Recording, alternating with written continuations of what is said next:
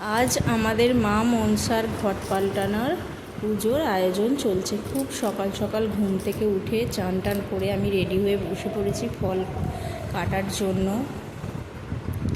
এখানে আমি ফল কাটতে বসে পড়েছি, সমস্ত কিছু ফল নিয়ে। মায়ের মন্দিরে সাজানো গোছানো সব কিছু হয়ে গেছে। মায়ের জন্য নৈবেদ্য রেডি করা হয়ে গেছে। এখানে ফল কাটাও আমার রেডি হয়ে গেছে। এই যে আমাদের ঠাকুরমশাই চলে এসেছে।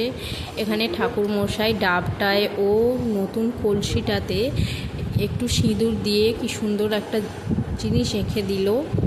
সুতোটাতে দ্রব্য জড়িয়ে ঠাকুরমশাই এখানে কলসটাতে বেঁধে দিল। মায়ের পুরাতন ঘরটা পাল্টে ঠাকুরমশাই সেখানে নতুন ঘর বসাচ্ছে ও নতুন ঘটে গঙ্গা জল দিয়ে প্রতিষ্ঠিত করল।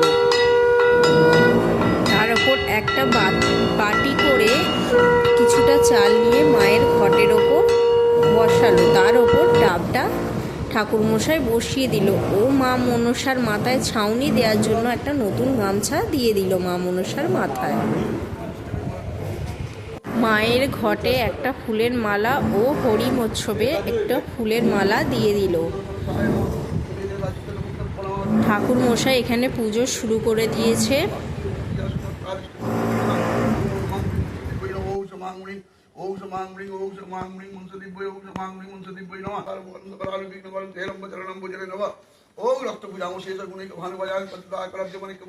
আমাদের পুজো সুসম্পন্নভাবে শেষ হলো। জয় মা মনসা, সবার মঙ্গল করো এই আশাই করি মা তোমার কাছে।